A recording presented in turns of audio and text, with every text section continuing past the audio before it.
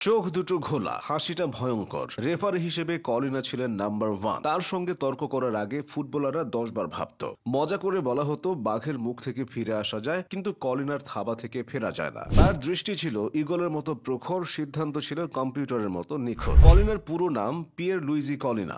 জন্ম 1960 সালে উত্তর ইতালির বোলোনিয়া শহরে। মা লুসিয়ানা কলিনা ছিলেন শিক্ষিকা, বাবা ছিলেন ইতালির প্রতিরক্ষা মন্ত্রণালয়ের কর্মকর্তা। তার দুরন্ত শিশুকাল কেটেছিল রাস্তায়, পার্কে, বন্ধুদের সাথে দৌড়ে বেরিয়ে ফুটবল খেলে। ফুটবলার হওয়ার স্বপ্নকে সামনে নিয়ে কলিনা স্থানীয় ফুটবল একাডেমিতে ভর্তি হয়েছিল কিশোর বয়সে। 17 বছর বয়সে এসে কলিনা বুঝতে পেরেছিলেন পেশাদার ফুটবলার হওয়ার জন্য প্রয়োজনীয় স্কিল তার মধ্যে নেই। ওই সময়ে এক বন্ধুর পরামর্শে রেফারিং কোর্সে ভর্তি হয়ে যান তিনি। শুরুতে কৌতূহলবশত কেবলমাত্র অভিজ্ঞতা অর্জনের জন্য এ কোর্সে গেলেও ভাগ্য সহায় থাকায় মাত্র 30 বছর বয়সে ইতালির প্রথম সারির লিগ সিরি আর ম্যাচে রেফারিং করার চান্স পেয়েছিলেন তিনি। সেখান থেকে আর পেছনে তাকাতে হয়নি সর্বকালের সর্বশ্রেষ্ঠ এই রেফারিকে। মাত্র 35 বছর বয়সে কলিনা আক্রান্ত হয়েছিল অ্যালোপেশিয়া রোগে। এ রোগের কারণেই সব চুল পড়ে গিয়েছিল তার। অ্যালোপেশিয়া রোগ এসে তার চেহারাকেও ভয় পাওয়ার মতো বানিয়ে দেয়। দুই গালে ভাঙা চাহনি ও কোটরে অনেকখানি ডেবে যাওয়া চোখের মনে যে কাউকেই ভয় পাইয়ে দেওয়ার মতো। রেফারিং এ আসার বছর দুয়েকের মধ্যেই কলিনাকে বাধ্যতামূলক মিলিটারিতে সামরিক দায়িত্ব পালনের জন্য যেতে হয়েছিল।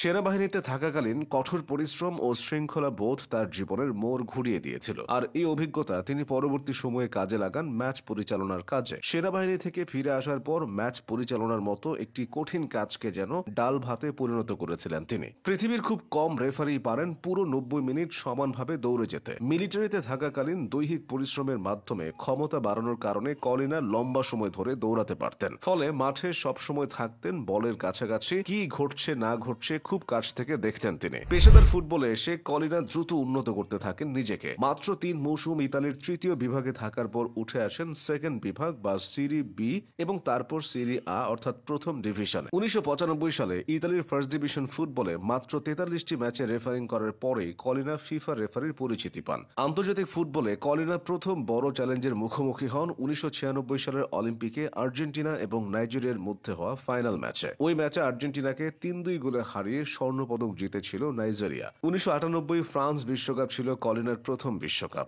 নিজের রেফারিং ক্যারিয়ারে মোট 11টি ফাইনাল ম্যাচ পরিচালনা করেছেন এই ইতালীয়। এর মধ্যে আছে 4টি কোপা ইতালিয়া ফাইনাল, 2টা সুপার কোপা ইটালিয়ানা ফাইনাল, আফ্রিকান ক্লাবগুলো নিয়ে হওয়া তিউনিসিয়ান কাপের ফাইনাল, 1996 অলিম্পিক ফাইনাল এবং 2004 সালে উয়েফা কাপ ফাইনাল। এছাড়া 2002 বিশ্বকাপ ফাইনাল এবং বায়ার্ন মিউনিখ ও ম্যানচেস্টার ইউনাইটেডের মধ্যে হওয়া 1999 চ্যাম্পিয়ন্স লিগ ফাইনালও কলিনা সুন্দরভাবে পরিচালনা করেছেন। এমন সৌভাগ্য হাতে গোনা কয়েকজন রেফারির ভাগ্যে জুটেছে। 2005 সালে কলিনা রেফারিদের বাধ্যতামূলক অবসর নেওয়ার বয়স 45 বছরে পৌঁছান। কিন্তু পরের বছরই ছিল বিশ্বকাপ। সবাই চাইছিল কলিনা বিশ্বকাপ শেষে অবসর নিক, সবার চাওয়া পূরণ হয়। 2006 বিশ্বকাপে কলিনাকে পেতে রেফারিদের অবসর নেওয়ার বয়স 1 বছর বাড়িয়ে 46 করেছিল ইতালির ফুটবল অ্যাসোসিয়েশন। খেলার মাঠে কখনোই আপোষ করেননি 62 বছর বয়সী এই ইতালীয় রেফারি। জিতেছেন 6 বারের FIFA best referee of the year award. এছাড়াও ফুটবল ইতিহাসে সবচেয়ে বেশি ফাইনাল ম্যাচ পরিচালনার ক্ষেত্রে উপরের সারিতে আছে তার নাম। একজন রেফারি হয়েও তিনি যে খ্যাতি পেয়েছেন তা ইতিহাসে বিরল। কলিনাকে ফুটবল ভক্তরা